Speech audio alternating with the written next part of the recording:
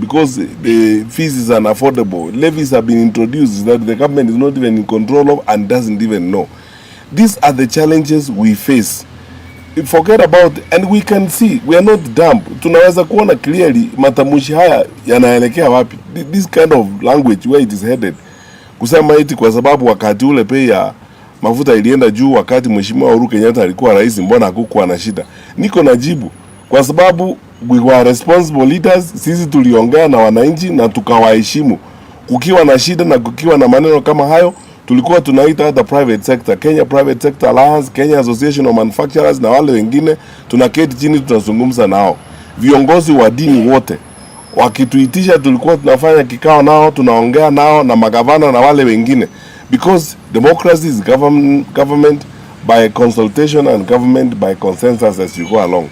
Lakini sasa this arrogance that we see here and juvenile hubris that you are witnessing ndio shida. Mimi ya mwisho ningesema ni the worst mistake you can make as a government is to politicize national security issues. Tupeleke siasa kwa maneno na masuala ya usalama. Kitu ikitokea useme ni kabila hii ama ni kabila ingine, ni wale wengine, ni sehemu hii. Kasumba kama hii imetuletea shida huko mbeleni. Na tusiende barabara hiyo tafadhali, tutaumiza nchi. Tusiende barabara hiyo. Na yale ambayo yamefanyika jana, ukiangalia mambo ambayo yalifanyika Murang'a jana, mambo ambayo yalikuwa yanafanyika Naivasha, unaona wazi kwamba labda kulikuwa na mpango hapa. But I'm asking the government, if you want to prove us wrong, arrest those who are involved and present them before a court of law, because that is how you prove that you are serious. Lakini kila wakati ni excuses, you know. Maybe somebody should give award this government or record them in the Guinness Book of World Records for being the government that has generated the most excuses to govern. Oh, we inherited empty coffers. Oh, it is Uhuru. Oh, it was Raila and Azimio. Oh, it is who. I mean, it's someone else is to blame, not their own failure to manage the country. Hiyo ndio shida. Tunawaheshimu kama viongozi wetu. Wakati umefika, if they did not see this danger, wakati umefika wa kufanya mjadala. Lakini sisi kama chama cha Jubilee ndio wa kwanza kusema tunajiunga na Wakenya wengine kukataa Finance Bill 2026, reject Finance Bill 2026. Ukiangalia yale ambayo yako kwa hiyo Finance Bill, unashangaa tutaishi wapi na tutaenda wapi. The cost of living is already unbearable for many. Kenyan workers, wafanyakazi wa Kenya saa hii. Sijui kama kuna mfanyakazi Kenya hii ambaye anatarajia ama anatasamia kupata payslip. Maisha ya kufanya kazi nchi sasa imekuwa kama ni utumwa. It's slavery. And Kenyan workers are paying every day over taxation. Na ukweli ni kwamba hii serikali imetoka kwa mpango wa IMF program. Why did they get out of the IMF program? Kwa sababu wamekataa audit. IMF inauliza audit. Na mnajua kwa nini wanakataa audit. Sisi zote tunajua kwa nini wanakataa audit. Because they have refused to accept that audit. They have gotten out of the IMF program. Sasa they are trying to look for money to plug the holes through overtaxation. That is the truth. Tuambiane ukweli na tuambie wananchi ukweli yale ambayo yanafanyika. So whether you bribe leaders of the transport sector for a day or two to get out of the street, whether you intimidate them or whatever you do, the problem does not go away. And this is the same short-termism, short-sighted way of managing the country that these people have adopted. There is a problem, throw money at it, bribe some people, or alternatively intimidate them or abduct them, or alternatively say ni kabila fulani nataka kuleta shida. You are moving all of us into a crisis and trying to profile one community. Eti you think it is going to be fashionable? Shida ambayo iko kila mahali Kenya hii. Hata ukienda Garissa, uende wapi, shida ni hiyo kila Mkenya anapitia. Sasa kwanza kuambia wananchi eti ni maneno yanaletwa na kabila moja and so on and so forth, which doesn't make sense. Ya mwisho, there are retired presidents around the world. You know, the level of pettiness that we see from this administration is shocking. You know, some of the things that people say, these guys talk about, they can make a dog cry.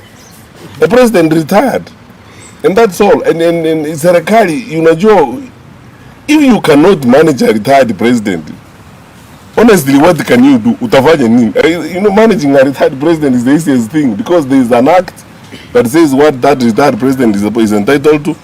na mzee amefanya kazi yake, amepumzika, ako pale huko Ichaweri anaendelea kuangalia mambo ya wajukuu wake.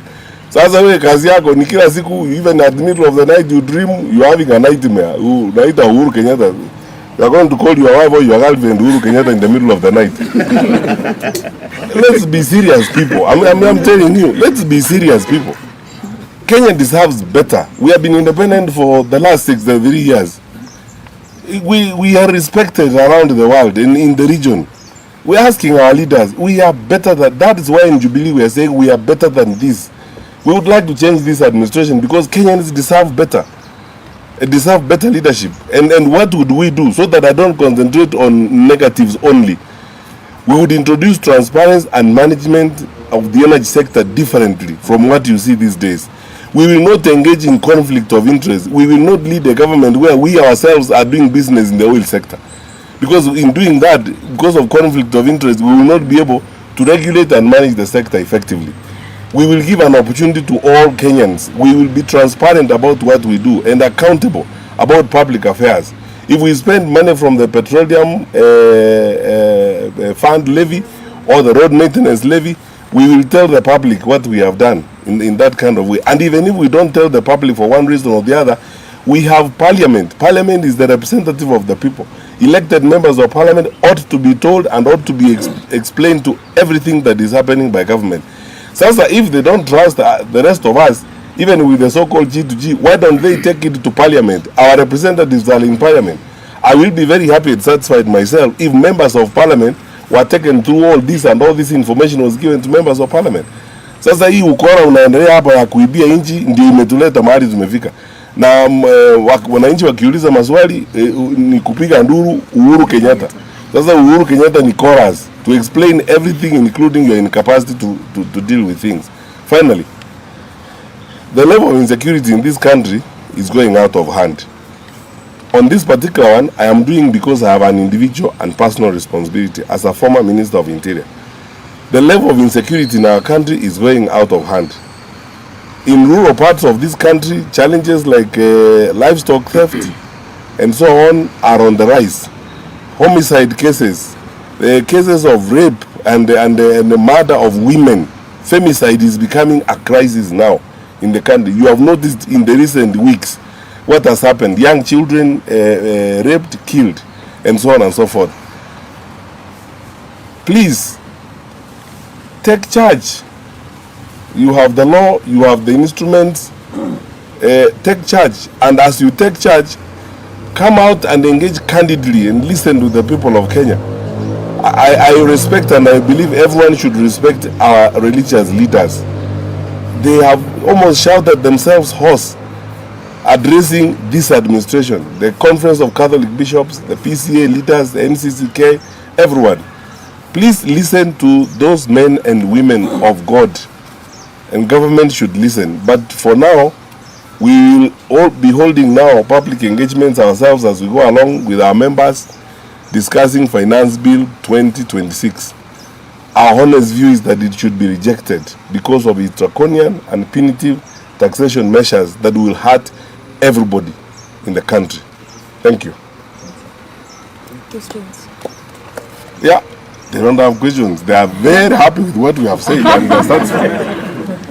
Yes, sir. From what you said as a former government, senior government representative or senior government officer, do you think before the next election, is there anything the government should do maybe to tap into the wisdom? Because we also talk about dialogue, consultation before next election. Do you think there's something they can do to tap into whatever you're saying? Secondly, it's not the first time people are dying due to protest. It has happened during the time of the CS for Interior. Do you think there's something else that can be done maybe so that people can just protest peacefully without Bear in mind, I'll start with the second question. Bear in mind, I was the Minister for Interior when former Prime Minister Raila Odinga went to Uhuru Park to swear himself in. Not a single bullet was shot that day. Not a single Matiang'i was injured. Against the advice and the pressure by even some of the people in power today that we should behave otherwise. President Kenyatta refused. I refused as the Minister for Interior, and we didn't have a problem. Responsible policing is something that this country has invested in very heavily.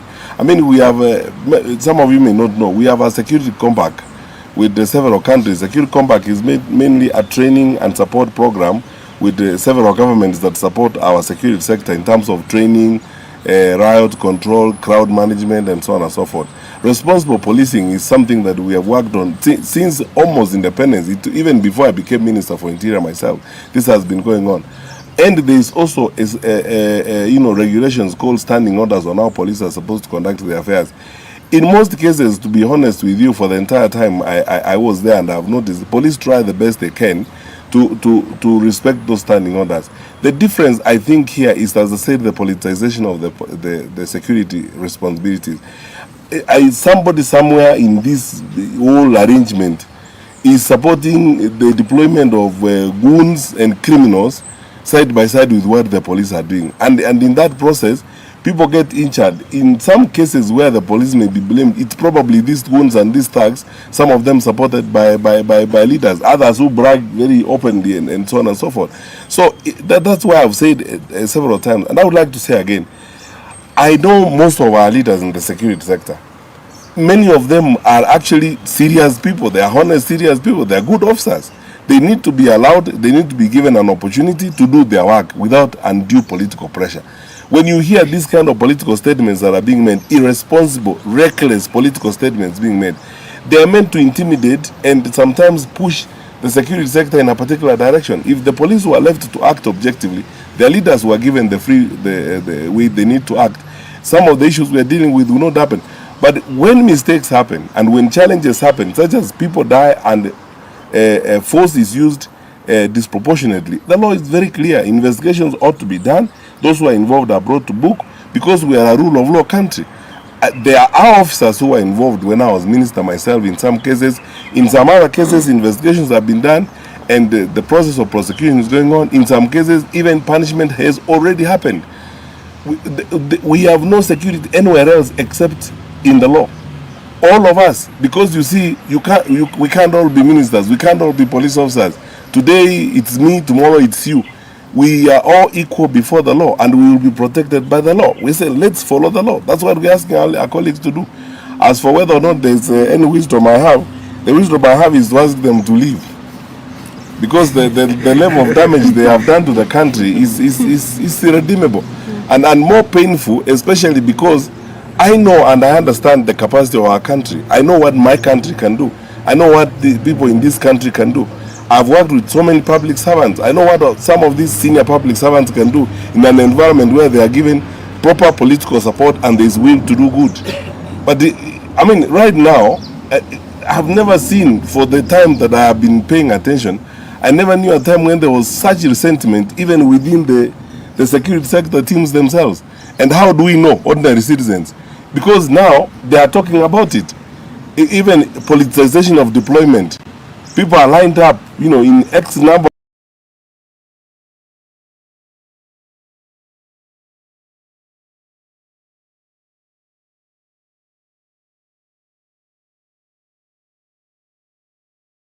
of commands in Nairobi. X number of them are placed in one ethnic community and so on, which you can tell clearly the reasons why it's being done.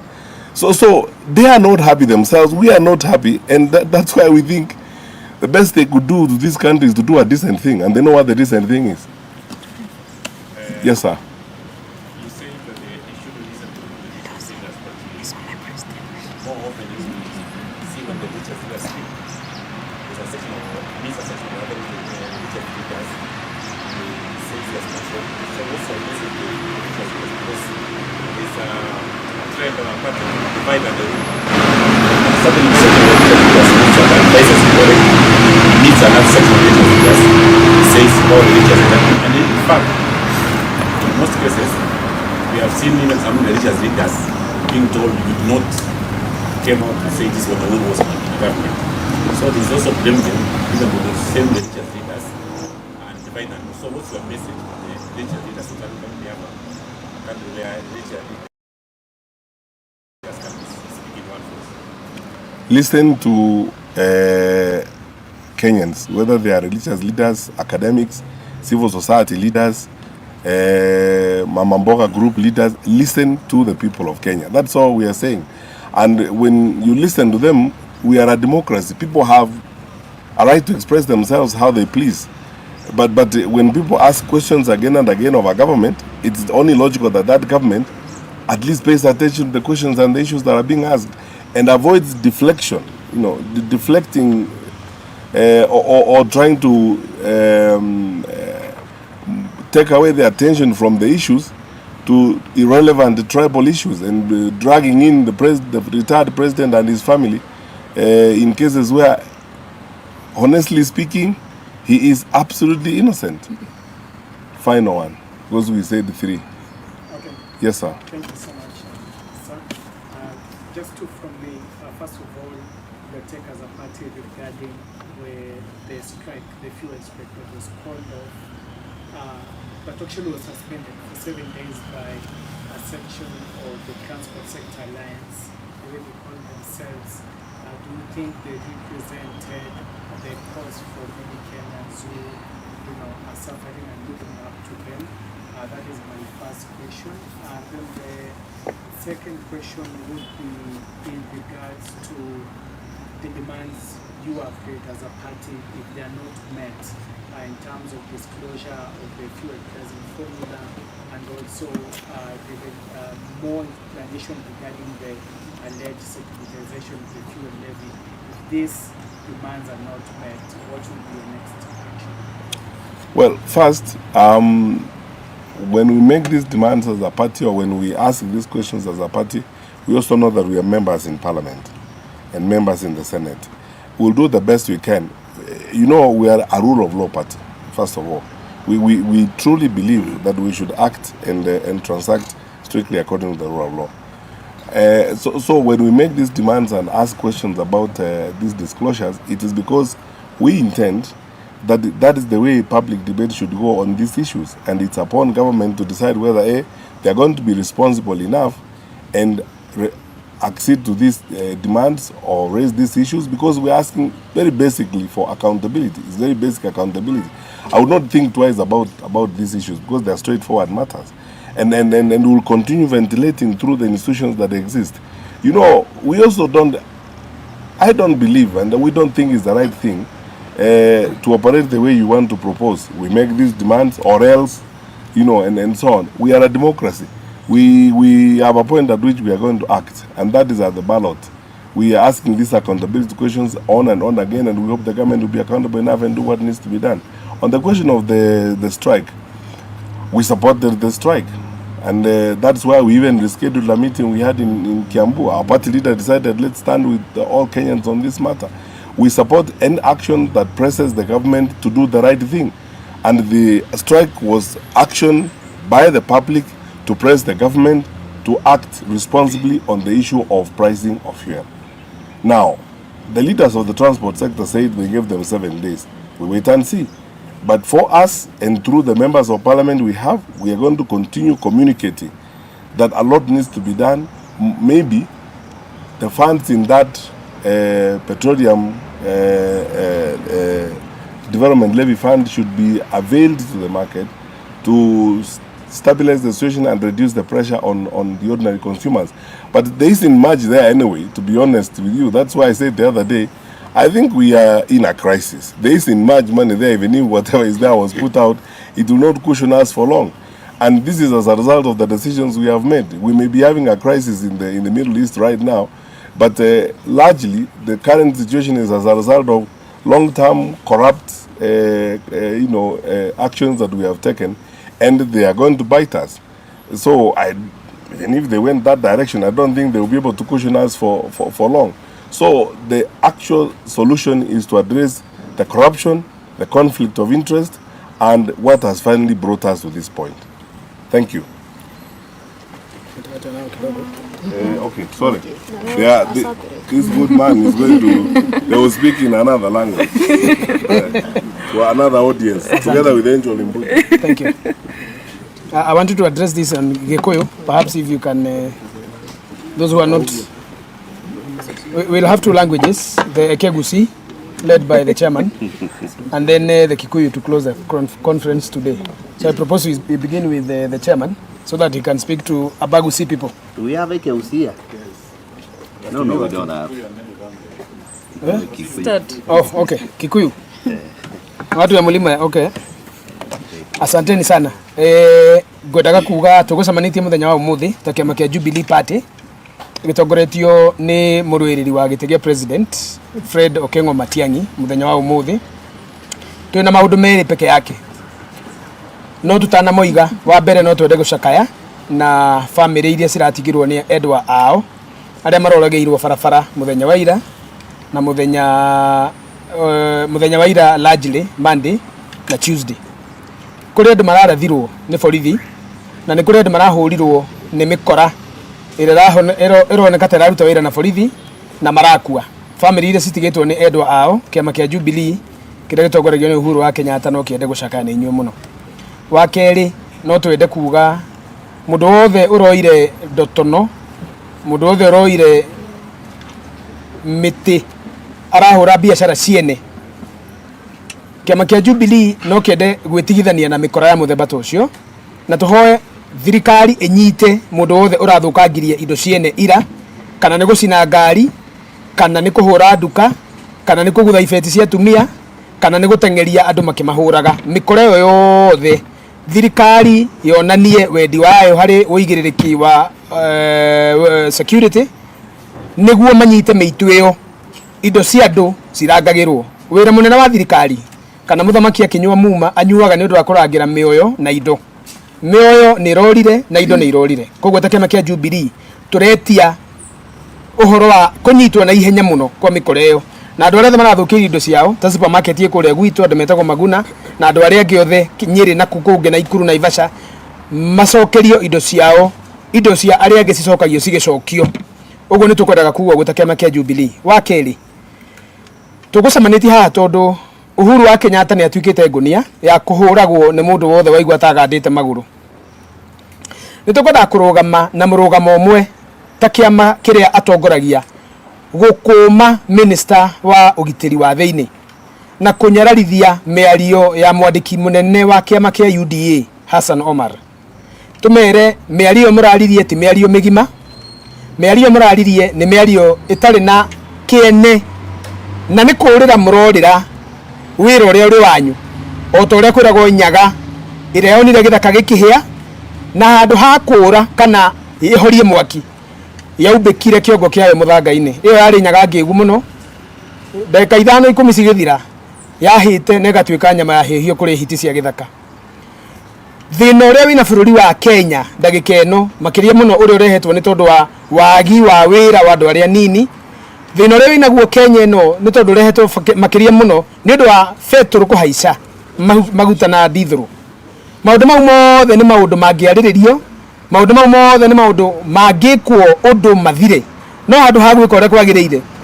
Thirikari irugamirirwo ni Murkomen mena Hassan Omar na andu aria angi othe monete undu uria muhuthu muno ni kuruma Uhuru wa Kenyatta, undu uria muhuthu muno matongoretio ni Speaker wa National Assembly na muthuri tocio aroconoka muno tondu ndegi gukorwo ena uge we ni mundu wa kuhakikisha bunge ni rathie na mbere kuona ati Kenyatta na family yake niyo thina wa bururi uyu.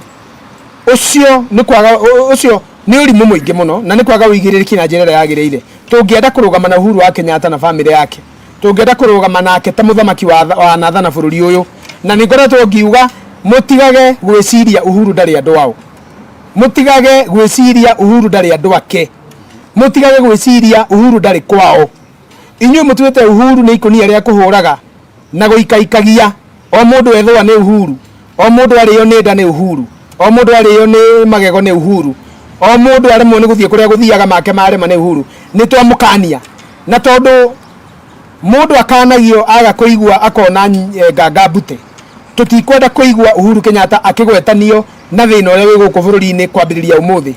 No ongukorwo no mwende kumugweta thiei bunge mu amend constitution ati mundu no athie makiria ma tamu igiri. Hindi iyo Uhuru ni agucoka arugame atwarithie wira uria wariho.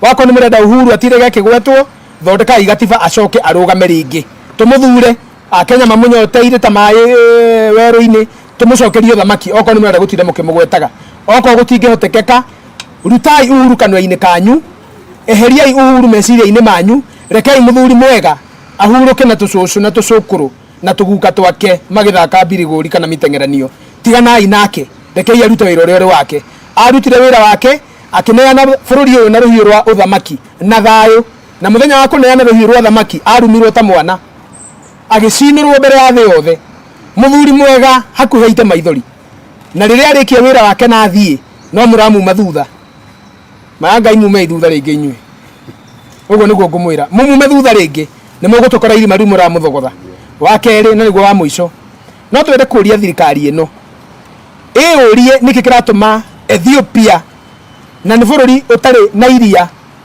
a landlocked country urendia maguta 180 na ithu turendia 240 Ethiopia ni bururi landlocked maguta ma Ethiopia mangi mageraga guku mangi makagera iria itune maria mangi makagera Indian Ocean magerete bururi wa Somaliland riu ri bururi ucio urendia maguta raithi gukira witu niki Uganda maguta mena raithi gukira Kenya Tanzania taguo Burundi na DRC maguta mena raithi uria tungira yuria umuthi tutagutinda tukiurania ciuria cia kurumana na gucinurana niki kiratuma maguta magie Kenya goro wa keri wa mbere makiria muno ni tondu maguta ma mararehwo bururi uyu ni kambuni cia miito ino yetagwo G2G G ya mwena witu ni kambuni cia miito eheriai miito yo murehe maguta marehetwo ni aria mangiendia maguta na profit wa keri thiei bunge eheriai magoti maria matari ma bata mucoke muhitukie emergency kiti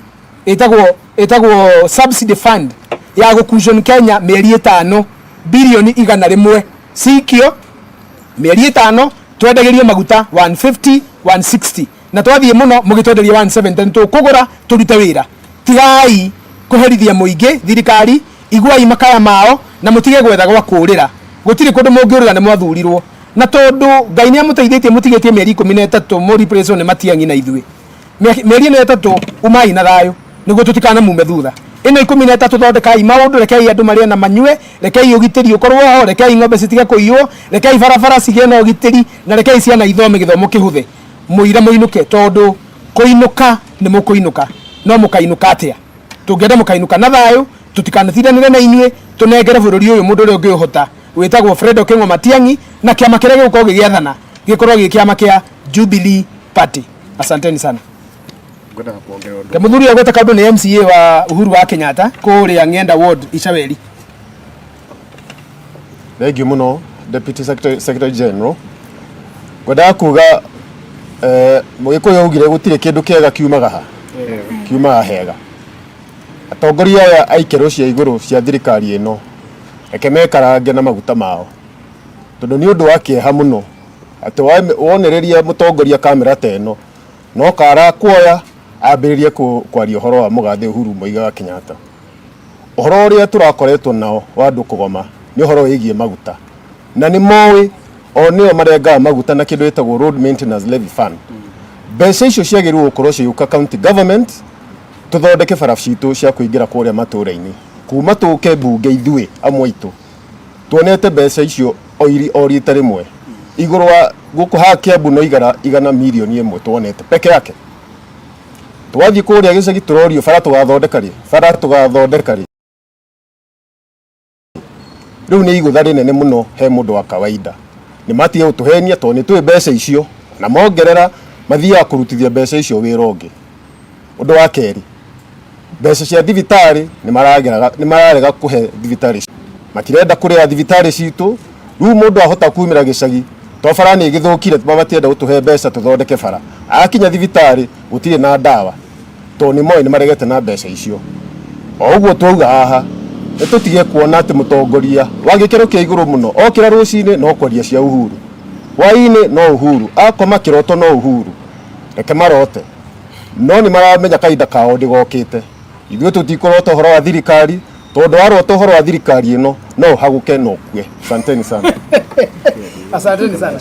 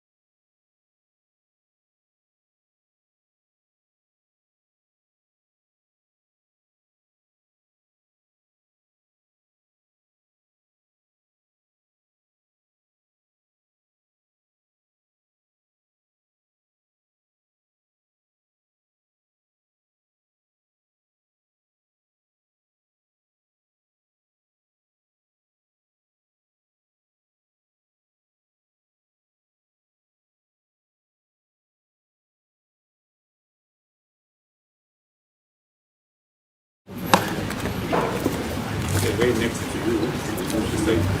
So?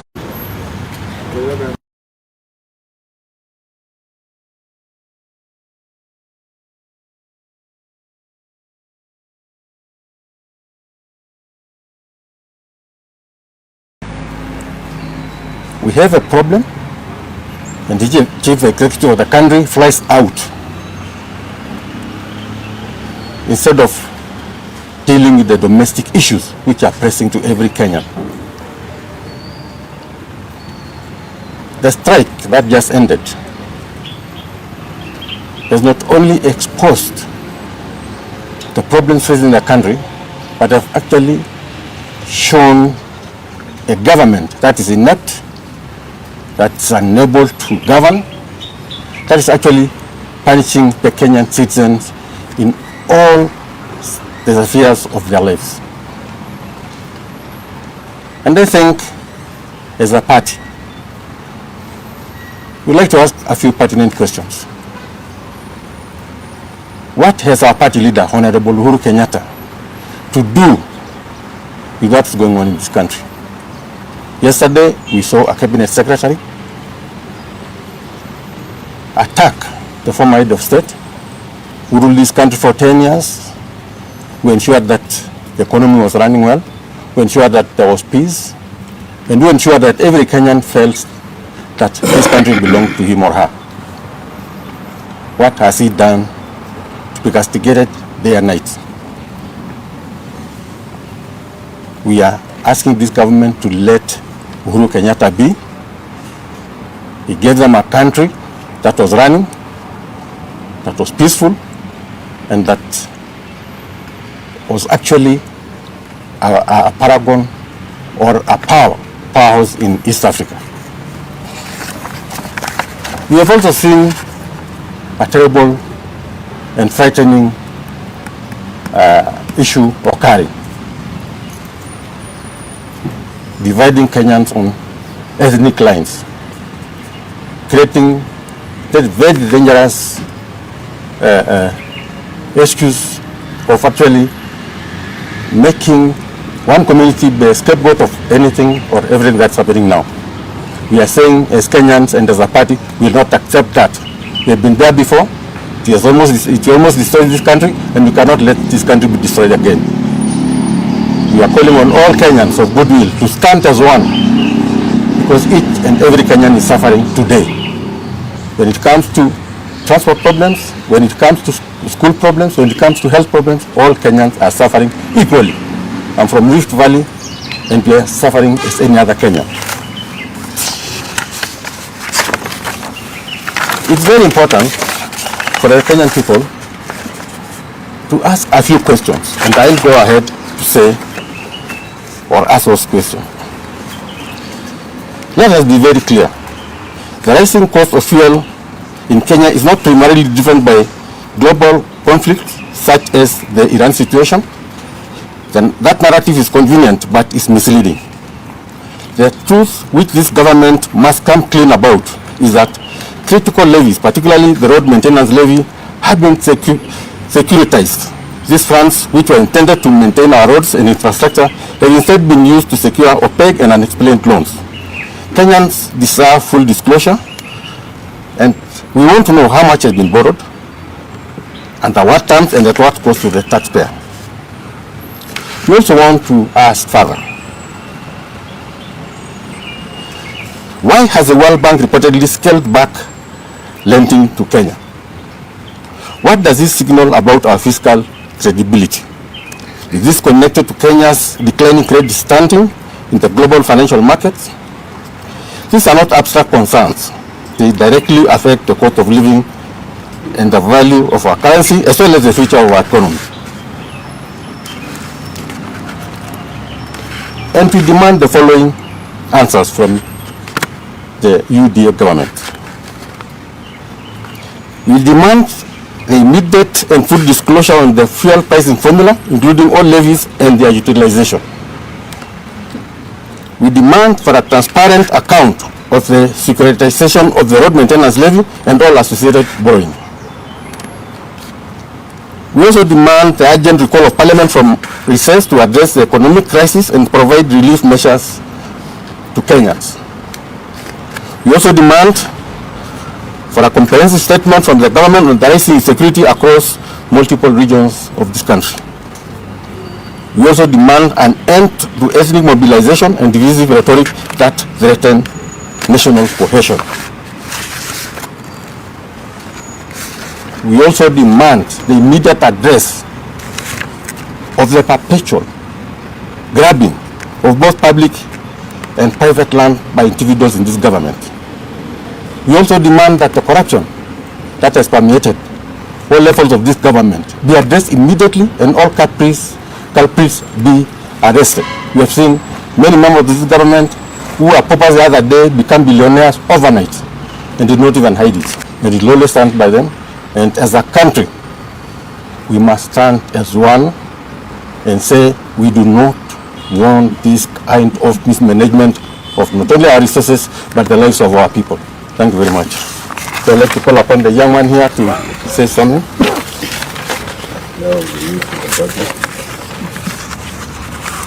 Good afternoon, everyone. Good afternoon. I go by the name of Mukuri Ndungu. I'm the chair of Nairobi Youth League. And first of all, to send my condolences to the young people that we've lost. And it hasn't happened right now. It has been happening since this government entered power, where we've been just losing young people and they think they can just buy other people off. What is the obsession with Uhuru Kenyatta? You guys came in and told us you found empty coffers. You guys came and told us you've repaid the debt. But as we can see, the debt ceiling is still ballooning. What is the obsession with Uhuru Kenyatta? Shamba ya Taita Taveta inafanya nini na mafuta Iran? What is the obsession with Uhuru Kenyatta? Every time an issue rises up in this country, you're now coming up with excuses that since we gave this person this chance, we should also give him a chance. My friend, 2027, you're going home. We are tired. Nowadays, this government is being run by a playmaker. We are seeing videos in boardrooms, someone saying, someone has tweeted, someone has put this in TikTok. They came and told us they were the brain behind Uhuru Kenyatta. My friend, sijui ni akili gani hiyo? We can see a 69-year-old person telling a 64-year-old person to retire. Speaker Wetangula, Mudhuri, Doinoke. No. We want this to come to an end. We have a purpose, and the purpose is to bring back this country to where it was. And Jubilee, we've done it. And I can assure the young people that this party has the interest of the young people at heart. If you recall, we are the people who called for Dr. Fred to come and vie and be a presidential candidate, not Uhuru Kenyatta. Uhuru Kenyatta is the only person during 2024 who stood with the young people and said, go and get what is yours. Mr. Omar, you're even going to appoint Mzee Kenyatta is asleep. Mimi 25 na sijai muona. You want to tell me is the cause of the issue that we are having right now? We want a serious government. Lakini tunajua sio yenye iko sahi. So we are busy coming in together as the young people. Not only to take you home, but to make Kenya great again. Thank you. Nahitaji makofi mingi. Nahitaji makofi. I think a little bit of what has happened before. 2013, Uhuru went out of his way na akamchukua Ruto kama his running mate. Na Jubilee took a slogan ya kusema tuko pamoja. 2017 again, it was Ruto again running mate to Uhuru. Jubilee put parties together na tukachukua slogan ya kusema bere pamoja. 2018, Uhuru goes out of his way, gets the late leader Amoro Odinga, and they have a great handshake. In the same spirit of twende bele pamoja kama Kenya. But immediately after that, after the 2022 elections, what do we see? An onslaught on Jubilee, an onslaught on Uhuru's family, vita baada ya vita, watu wanatamani nyama ya kodo yake, wengine wanaenda kusema mpaka wanaharibu jina ya Mama Ngina Kenyatta. We are out in the streets, tumefaa sufuria, tumeenda Limuru 3, all these things were being done by Kenyans. Sasa mwisho yake ni nini? What we saw 2 days ago, I don't know why this would want to corrupt. In KTN, Kasongo. Kasongo aende. Kasongo kila pale. What we saw in the last 2 days are Kenyans themselves organizing na kusema enough is enough. There was no single political statement that was uttered. Na kuna mwanasiasa tuliona pale akisema lolote. Na instead of the people in power addressing the issues that were being raised by Kenyans, Uhuru. Uhuru.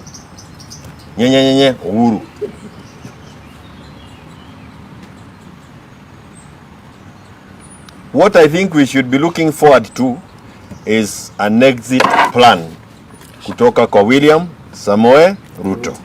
Kenya, I drove yesterday to Nyeri. I was trying to attend a burial. Watoto nilikuta wameweka mawe pale barabarani, 14, 16 year olds, wanakuita kuja. All they are looking for is 100 shillings, 200 shillings, and they let you pass. One, that is very scary. Why are they not in school? Two, that level of trying to recruit people, kwa sababu hiyo ni serikali ina recruit watoto wetu kwa crimes. You cannot allow that to happen. When you have those kind of young people on, it doesn't scare me because they look like criminals. It's what is me as a father or a grandfather of what is happening to our young people. Na baada ya jioni kuangalia, naona Murkomen anasema ati hii magari ilikuwa ya watu wengine. Ati we in the Mount Kenya region, we have been here before. Hakuna mtu ataticha sisi. We want to live together. Mambo ya kustua mtu ya kwamba unafikiria utaenda popote, hakuna pahali tunaenda. Hayo ni mambo ambayo hautayaona na sisi tena. Hii ni kujifisha. Na Wakenya wajue tumekuwa hapa before. What is killing these guys? They have a finance bill that Kenyans must reject. Hiyo finance bill ndio inakuja kuua sisi kabisa. Hawataki tuseme ya kwamba ndege ambayo Ruto ametembelea kule, sijui alikuwa pande gani? Hata sijui hiyo Kenya inasemwa namna gani jina yake. Kule alikuwa a jet that they are paying 5 million shillings an hour. Sasa fanya hesabu kuanzia siku walitoka hapa na siku watarudi ile pesa ambayo imetumika. Those are the issues we want to address. And finally, the joblessness level in this country. Stop hiding. Don't look for things kufuga Wakenya macho. Shida tunajua ziko na Wakenya wanazijua. Wao wenyewe ndio wanasema. Sisi wenyewe ni kupatiana uongozi kwa hayo mambo. Asanteni sana. Niache hii na Deputy Party Leader Mheshimiwa Fred Okengo Matiang'i. Thank you very much. I'm certainly not good at this. You know, I have kept hoping that I will see an end to, you know, what I normally call very nonsensical conversations in the public space. We are in a crisis. And then let me be very frank about this. As someone who has had the privilege and the blessing of working in the public sector before and serving our country, I understand government very well. I can read what is going on. I can tell Kenyans very sincerely, we are walking down to a crisis. Not just because we have, of course, because we have an incompetent government, but because in addition to that incompetence, they have mismanaged the country and every avenues of engagement in a spectacular and historic manner. So, I would like to urge our leaders, take time now to address the challenges we face, or at least show a sense of understanding and respect for the public by attempting a conversation on the challenges that we face. Not on the kind of garbage that you keep spewing every day and so on and so forth. The challenges we face in this country have nothing to do with a tribe. So you cannot say huwezi kusema hii shida imeletwa na Wakikuyu ama hii shida imeletwa na Wakamba ama imeletwa na kina fulani. Hiyo ni tabia ya mtu ambaye ameshindwa kufanya kazi, kwa sababu mahali popote utaenda katika taifa letu la Kenya, watu wanaumia na watu wanalia kila wakati. Sisi wengine tunajiuliza hawa wenzetu viongozi wanaishi wapi? Because there isn't a part of this country I've gone to where you do not meet people suffering, young men and women who have deferred their university learning programs because they cannot raise fees. Kids who cannot go to secondary school because the fees is unaffordable. Levies have been introduced that the government is not even in control of and doesn't even know. These are the challenges we face. Forget about, and we can see, we are not dumb. Tunaweza kuona clearly matamushi haya yanaelekea wapi. This kind of language where it is headed. Kusema eti kwa sababu wakati ule bei ya mafuta ilienda juu wakati Mheshimiwa Uhuru Kenyatta alikuwa rais, mbona hakukuwa na shida? Niko na jibu. Kwa sababu we were responsible leaders, sisi tuliongea na wananchi na tukawaheshimu. Kukiwa na shida na kukiwa na maneno kama hayo, tulikuwa tunaita hata private sector, Kenya Private Sector Alliance, Kenya Association of Manufacturers na wale wengine, tunaketi chini tunazungumza nao. Viongozi wa dini wote wakituitisha, tulikuwa tunafanya kikao nao, tunaongea nao na magavana na wale wengine, because democracy is government by consultation and government by consensus as you go along. Lakini sasa this arrogance that we see here and juvenile hubris that you are witnessing ndio shida. Mimi ya mwisho ningesema ni the worst mistake you can make as a government is to politicize national security issues. Upeleke siasa kwa maneno na masuala ya usalama. Kitu ikitokea useme ni kabila hii ama ni kabila ingine, ni wale wengine, ni sehemu hii. Kasumba kama hii imetuletea shida huko mbeleni. Na tusiende barabara hiyo tafadhali, tutaumiza nchi. Tusiende barabara hiyo. Na yale ambayo yamefanyika jana, ukiangalia mambo ambayo yalifanyika Murang'a jana, mambo ambayo yalikuwa yanafanyika Naivasha, unaona wazi kwamba labda kulikuwa na mpango hapa. But I'm asking the government, if you want to prove us wrong, arrest those who are involved and present them before a court of law, because that is how you prove that you are serious. Lakini kila wakati ni excuses, you know. Maybe somebody should give award this government or record them in the Guinness Book of World Records for being the government that has generated the most excuses to govern. Oh, we inherited empty coffers. Oh, it is Uhuru. Oh, it was Raila and Azimio. Oh, it is who? I mean, it's someone else is to blame, not their own failure to manage the country. Hiyo ndio shida. Tunawaheshimu kama viongozi wetu. Wakati umefika, if they did not see this danger, wakati umefika wa kufanya mjadala. Lakini sisi kama chama cha Jubilee ndio wa kwanza kusema tunajiunga na Wakenya wengine kukataa Finance Bill 2026, reject Finance Bill 2026. Ukiangalia yale ambayo yako kwa hiyo Finance Bill, unashangaa tutaishi wapi na tutaenda wapi. The cost of living is already unbearable for many. Kenyan workers, wafanyakazi wa Kenya saa hii. Sijui kama kuna mfanyakazi Kenya hii ambaye anatarajia ama anatasamia kupata payslip. Maisha ya kufanya kazi nchi sasa imekuwa kama ni utumwa. It's slavery. And Kenyan workers are paying every day over taxation. Na ukweli ni kwamba hii serikali imetoka kwa mpango wa IMF program. Why did they get out of the IMF program? Kwa sababu wamekataa audit. IMF inauliza audit. Na mnajua kwa nini wanakataa audit. Sisi zote tunajua kwa nini wanakataa audit. Because they have refused to accept that audit. They have gotten out of the IMF program. Sasa they are trying to look for money to plug the holes through overtaxation. That is the truth. Tuambiane ukweli na tuambie wananchi ukweli yale ambayo yanafanyika. So whether you bribe leaders of the transport sector for a day or two to get out of the street, whether you intimidate them or whatever you do, the problem does not go away. And this is the same short-termism, short-sighted way of managing the country that these people have adopted. There's a problem, throw money at it, bribe some people, or alternatively intimidate them or abduct them, or alternatively say ni kabila fulani nataka kuleta shida. You are moving all of us into a crisis and trying to profile one community. Eti you think it is going to be fashionable? Shida ambayo iko kila mahali Kenya hii, hata ukienda Garissa, uende wapi, shida ni hiyo kila Mkenya anapitia. Sasa kwanza kuambia wananchi eti ni maneno yanaletwa na kabila moja and so on and so forth, which doesn't make sense. Ya mwisho, there are retired presidents around the world. You know, the level of pettiness that we see from this administration is shocking. You know, some of the things that people say, these guys talk about, they can make a dog cry. The president retired, and that's all. And serikali, unajua, if you cannot manage a retired president, honestly, what can you do? Utafanya nini? You know, managing a retired president is the easiest thing, because there is an act that says what that retired president is entitled to. Na mzee amefanya kazi yake, amepumzika, ako pale huko Ijaweri, anaendelea kuangalia mambo ya wajukuu wake. Sasa wewe kazi yako ni kila siku, even at the middle of the night you dream you having a nightmare. Unaita Uhuru Kenyatta, you are going to call your wife or your girlfriend Uhuru Kenyatta in the middle of the night. Let's be serious, people. I'm telling you, let's be serious, people. Kenya deserves better. We have been independent for the last 63 years. We are respected around the world and in the region. We are asking our leaders, we are better than that. Is why in Jubilee we are saying we are better than this. We would like to change this administration because Kenyans deserve better.